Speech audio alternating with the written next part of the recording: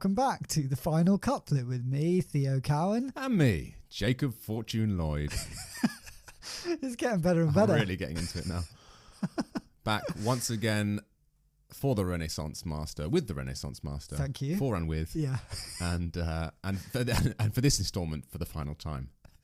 Well, we might need to work on that for Sonnet 150. Yeah. We're back to 150. Don't think you're getting away from that. I was and thinking who knows, about that could be one of the 6. This has been one of 4. This has been 4. How many more after 150 are there? Are there There's only 154. 4, yeah. I was thinking it might be quite fun to do a live show. I wonder if for the last one you should get. I wonder if the Globe could give me their stage. Good idea. It's very ambitious to get. If you're listening, if you work for the Globe, can I have your stage for a night? At least the Wanamaker. Yeah, come on. The Wanamaker would be very nice, wouldn't it? Light some candles. Perfect. Yeah, get all the guests on. Get Get Kaif on. A few special names, maybe. They earned it. Ian McKellen. Have they earned it? Judi Dench. I've been here for days of my life on this. Yeah, I'm actually going to replace everyone that's been on with someone more famous. Mark Rylance will be there. Mark Rylance will be there. Yeah. Yeah. Great. Well, look, today we're looking at the Sonnet 103. 103, which is obviously sort of the final sonnet of this little group of sonnets. Yeah. Yeah, we thought it would be good to clump them together and talk about them. Makes sense. So, Jacob, do you want to read it as is? I'd love to. Sonnet 103. Alack, what poverty my muse brings forth, that, having such a scope to show her pride, the argument all bare is of more worth than when it hath my added praise beside. Oh, blame me not if I no more can write. Look in your glass, and there appears a face that overgoes my blunt invention quite, dulling my lines and doing me disgrace. Were it not sinful, then, striving to mend, to mar the subject that before was well? For to no other pass my verses tend than of your graces and your gifts to tell. And more, much more than in my verse can sit, your own glass shows you when you look in it. Yeah, nice. Odd there. I don't know why that ending sounded quite. It feels like a bit of a. When you look in it. When you look in it, yeah. It doesn't feel right, does it? It was quite hard to say. Yeah, it sort of caught you off guard. When you look in it. But it doesn't. What? Yeah, it does feel. It doesn't roll off the tongue, that one, does it? No, it sort of peters out. Yeah, when you look in it. It's a weak ending. When you look in it. A little edit there for Shakespeare. When you look in it. No, he's messed up there. Go back to the drawing board for that one. Well, I suppose sit, it, yeah. Yeah, you had to find a rhyme, didn't you? But that was a tough ending. Yeah, tough one. Actually hearing it read out loud, I found parts of this quite funny. I don't know why. Oh, really? Yeah, for some reason it just really, it really made me laugh. The oh, blame me not if I no more can write. Look in your glass and there appears a face. It's just funny. I just like, just look in the mirror, mate. I can't blame me. Yeah. Have a little look in the mirror. Yeah. It's all there. It's really good. I don't know why I found that funny, but in reading it, I didn't really. But hearing it read out loud, it just it feels more petulant. Yeah, petulant. Yeah, exactly. This is a bit clearer than the other. I think so. Yeah. The other ones of this group. Yeah. It's more. Yeah, I think it reminds me more of some of his other sonnets than the other 3. He's whining again a little bit. There's a defeat in this. I think there's like, I can't do this anymore. It's like fighting, which is classic Shakespeare. He likes fights, and then gets exhausted. So, what was your overall sort of? What do you think about when you read this first time? I felt that it was a kind of like we've reached a dead end. You know, that there's kind of like defeated. Yeah. I can't compete. I can't compete. What am I supposed to do? Yeah. I've been trying to. Because that's been creeping in, hasn't it, in the other 3? Yeah. It's sort of that, like, I've been really trying. I've been calling on the Muse and it's not really been working, and it's really hard to describe you. I'm struggling. And it's very different from the one before where he was sort of there's nothing wrong with me or my muse. It's just, it's just how it is. Yeah. And, we're in a mature relationship, and that's what relationships are like. Here it's much more depressed and It's like he had a breakthrough in therapy and then hadn't gone for a few weeks. Yeah, exactly. His therapist's been away for a few weeks and he's in trouble. Yeah. So if it has which I suppose is one way to end the group, this kind of submission. I can't really pretend or fight or think of any. I can't fool you, kid you. It's quite interesting that a lot of the sonnets in general are sort of describing his internal turmoil and almost like writing process. Yeah. More than it is actually a love poem a lot of the time. That's it's like, true, this is so hard to write a love poem about someone that's so incredible. Yeah, that love poetry is inherently self-defeating. What can you do? If the subject is so extraordinary, then you can only create a pale imitation. Yeah, you will never be able to describe that person as and the more you write, the weaker they get. It's not sort of the quantity actually mars the quality. But then as soon as you start writing, then you're stuck because you've now got to keep writing. Yeah, exactly. It's really interesting that he literally just writes that is the poem. I think that's it feels like really revolutionary. Yeah. That he's just describing his pain and struggles. It's pretty cool. Yeah, I suppose that's one of the things that makes him feel like a very modern confessional writer, and why maybe people say, of course this was real.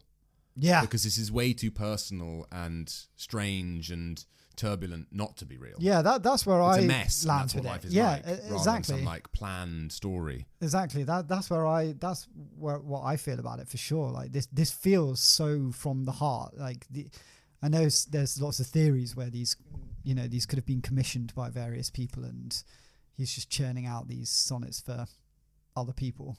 But it just feels so personal, and if it isn't, then he's doing a bloody good job at making it sound like that. Yeah, it's almost more impressive. I mean, he must be drawing on experience. I mean, on his own experience. Well, at the very least, drawing on experience of how hard it is to keep churning things out. Yeah, yeah, and he's got a lot of material that he's churning out. To be fair, he's done a lot of plays. My word, and a lot of poems. I mean, a lot of Venus and Adonis and Rape of Lucrece. And yeah, he has done a lot. He did a lot in his lifetime, this Shakespeare guy. You had something to talk about, didn't you? Well, speaking of this Shakespeare guy, I recently bought a book, which I haven't read yet. I skimmed a bit for the purposes of this, and I will read it. And it's called Shakespeare Was a Woman and Other Heresies, How Doubting the Bard Became the Biggest Taboo in Literature, by Elizabeth Winkler, or as you like to call her, Lizzie Winkler. He doesn't know her, he just rolls off the tongue. And yes, so it's about the idea that Shakespeare could have been a woman, I suppose, and also just about the history of doubt and controversy around Shakespeare's identity and how difficult it is to pin down who he is, and also how inflamed people get when you doubt Shakespeare was Shakespeare, but how much evidence there is to suggest that it could have been someone else. And then it's a bit tenuous, but the second line of this poem says, "Alack, what poverty my muse brings forth, that having such a scope to show her pride." Now, as we discussed, the muses are women, but I haven't seen her used before. It's just muse usually, or oh muse, or and it just got me thinking about the idea of Shakespeare being someone else, a woman or another man, and this could be one way in which this female writer is hiding secretly, sort of a little Easter egging her identity, and actually, it's like a Marvel Easter egg. Maybe after Sonnet 154, there's actually another. If you turn the page, it was actually like listening to the album all the way through until there's a secret. There's a little secret thing after the title, after the credits at the end. Yeah, but I just found this section about the sonnets in Winkler's book, which seems to be very well written, and I would like to read it in its entirety. But this is about the sonnets, and it says that the anti-Stratfordians, so the people who don't believe that Shakespeare was Shakespeare, think the sonnets are very useful to proving that. And one of the things is that although the sonnets are consumed by immortalizing others, particularly the fair youth, and immortalizing poetry, the poetry itself, there is a massive concern with being forgotten oneself. And that comes up again and again and again. And not only like, am I going to be forgotten, but there's some terrible shame and scandal that I should be forgotten and I don't deserve to be remembered. And it's just like, why is that? And there's apparently not a great deal of evidence in Shakespeare biography that we know of that there was any scandal. And he had, everything was quite well put together, and his affairs were well put together, and he's famously, was quite wealthy and had land, and everything was quite. He seemed like a business savvy person, but so what is this scandal? And that's why people start thinking about Marlowe and other people, but there's a few examples that she quotes from Sonnet 71. Do not so much as my poor name rehearse, but let your love, even with my life, decay, lest the wise world should look into your moan and mock you with me after I am gone. So both, forget me, and also I shouldn't be remembered because I'm like a danger to you, maybe. 72, my name be buried where my body is, and live no more to shame nor me nor you. And Sonnet 81, from hence your memory death cannot take, although in me each part will be forgotten. Your name from hence immortal life shall have, though I, once gone, to all the world must die. So, could be seen as no one's really interested in the person, they're just interested in the work.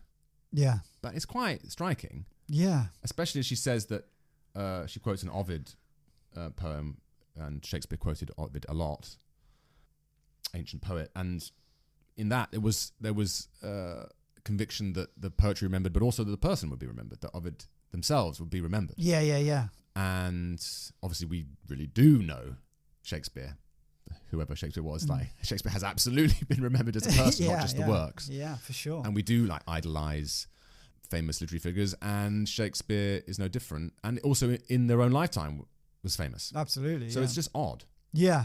So yeah, it's a sort of plugging this interesting book. Yeah. I mean, I need to get my hands on that. You need to get your hands on that. You need to you need to get Elizabeth Winkler on the show. Hey, there's an idea. That would be awesome. That's not a bad idea. And you know what? I haven't had anyone on. Well, I've hardly had any guests on this show. But I haven't had anyone scholarly. Well. Hey now. What I mean is someone that's done deep research into Shakespeare. I mean, not to say you're not a scholarly young man.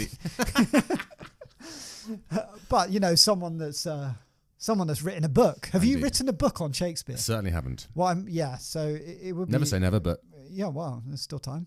But yeah, it'd be good to have someone's. Also, I haven't really talked about this topic of. Obviously, it is a huge thing, isn't it? Of like, who was Shakespeare, and and to get Elizabeth Winkler talking about, in more detail than I've just done, much more, I'm sure, about what the sonnets reveal about identity. Yeah, would be really good. And there was that we were talking about that play Amelia that was on in London in 2019, I think, 1819, about now I've forgotten her name, Amelia, the real woman who people thought might be the inspiration for the Dark Lady, may have been a poet herself, or an inspiration for Shakespeare, or perhaps even co-wrote with Shakespeare. Yeah, he was Shakespeare. He didn't credit her if she did. No. Written by Shakespeare and Amelia. Interesting guy. Also, I was talking about his grave the other day. He's got a sort of curse on his really on his tombstone. There was like don't touch my tomb, or these bad things will happen. You mean like don't disturb history? Don't dig me up, okay, or you'll be cursed. Wow. Yeah, which is crazy. And then thinking about it in this context, you're like, well, why? Well, why were you so desperate? Like, why was that your last thing? Wow. There wasn't like anything about, loved ones or like him as a person. It was just like, don't dig me up. Wild. The first, the prologue to her book, maybe I'm going to get this wrong now, but I think is about a court case in the mid 20th century, like 60s, where a wealthy woman left a third of her estate to a society tasked with discovering who Shakespeare was. And I think she believed it was, I might be misremembering, but I think she thought it was the Earl of Oxford. Oh, yeah, that's the classic. And the family took the will, I don't know how you do this, took the estate, or took themselves to court to try and get that part of the will annulled, because they wanted because they had to get Shakespeare experts in because they were saying that this is ridiculous. We all know who Shakespeare is, and all these experts agree with us that Shakespeare was Shakespeare. So this is silly. This is a waste of money. We want the money. We want the money because this is a waste. And all these Shakespeare experts agree with us. But one of them came in and said, "Well, there is room for doubt." Oh, and they were like, "No, go and go the judge, home." no, and the judge agreed with that. Wow. And he said there is room for doubt. We don't know. The judge was a scholarly person, and therefore the bequest stood, and that third of her estate did go. That is crazy. Isn't that amazing? Fuming as a family member. Yeah. And if you got a third to send to, you probably did all right the for the 2/3. Yeah, you probably did all right from the 2/3. Sufficient. Yeah, actually being greedy. But isn't that amazing? They went to court to decide that, and wild. then you've got to get these scholars in. They must have been annoyed that particular scholar came in. Everyone else was like, Shakespeare. Well, I also, the scholars, there's some interesting stuff about Shakespeare's scholars. Like, loads of them don't really acknowledge that Shakespeare in these sonnets is like seems to be addressing these poems to this young man that he feels like he's having some sort of romantic relationship with. Yeah. But there's so much denial about him, potentially being gay, bisexual, Yeah, and that seems to have been the case very early on. Pardon me, in the analysis of Shakespeare after his death. Yeah, it's fascinating now, isn't it? Yeah. Right, we should get back to... Oh, yeah, we haven't done that yet. Do you remember there's a sonnet that we were looking at? It's Sonnet 103. We've heard it out loud. Should we break it down line by line and work out what it means? Break it down. So we start with, "Alack, what poverty my muse brings forth, that having such a scope to show her pride, the argument all bare is of more worth than when it hath my added praise beside." That's a long little section there. Yeah, so alas, alack, alas, oy vey. Yeah, you think of it as... If you're translating it in the Jewish vernacular. I think of... alack as like, ugh. Oh, God. Yeah. Oh, woe is me. Yeah. What poverty what terrible stuff my muse is conjuring up. And I find this a little bit difficult to translate, but to understand, but it's like, I guess it's about, she has so much inspiration to draw off the subject, that is, to show herself off. Given how much inspiration she has, actually, in reality, a subject not written about at all is worth more. Yeah, exactly. Yeah, that's what I. It's that self-defeating thing. Like you could say, "Wow, you got this amazing thing to base your stuff off," but if actually what you create is less amazing than the thing itself, then totally, it's self-defeating. Yeah, we've seen that thought many times. And then what do we have? And of course, we've got her pride being the muse. But oh, blame me not if I no more can write. That's pretty self-explanatory. Look in your glass, your mirror, and you'll see a face that overwhelms my creativity. Completely overwhelms my creativity. I can't capture it. Dulling my lines and doing me disgrace. So, just making my poetry crap. Yeah, rubbish and disgracing me. Yeah. Yeah, almost like he's blaming the fair youth for making him a bad poet. You've ruining my reputation. He's really losing his mind here. Yeah. Look in the mirror and tell me how I should write about how I could possibly write you into people's minds. And I suppose it's like a painter saying this is not a good commission because you're so beautiful that whatever I create, people will go, it's not a patch on your subject. So exactly. You're not very good, are you? Even though there's certain people in the world that they just don't photo well. True. But when you see it, there's just something about them that a photo or painting you just can't possibly capture. Yeah, some people are better in motion. Yeah, there's just something. Yeah, exactly, in motion, and he just can't do that. He can't do that through his writing, at all. No. Yeah, it's quite weird that sort of blame that he does a few times, of blame of his lover. So I don't think that's going to win them over. don't blame the lover. It's a double-edged compliment. Yeah. And then we've got, "Were it not sinful, then striving to mend, to mar the subjects that before was well." Were it not a crime in the attempt to make something better, You're actually making to make it worse that actually was perfectly Yeah, fine. it didn't need to be mended. Yeah. Why putting that patch on those trousers? Didn't have a hole in the first place. Exactly. Yeah. Yeah. That's it. That should just be that, actually. And then I'd love to see like all the sonnets translated, but with really basic similes. Just changing all the metaphors to really basic ones like that. It really trivializes the whole thing. Yeah, I like it. Yeah, that'd be Brings it down good. to earth. And then we have... For to no other pass my verses tend than of your graces and your gifts to tell. For no other purpose my verses. The only thing I write about is you and your talents and your beauty and your. That's the only purpose of my writing and my poetry. Which is pretty... Yeah, putting that pressure on again. Yeah, it's a lot. You are my one, my everything. You're literally the reason I write. Crazy to hear that. I'd be so stressed being his lover. It'd be so much pressure.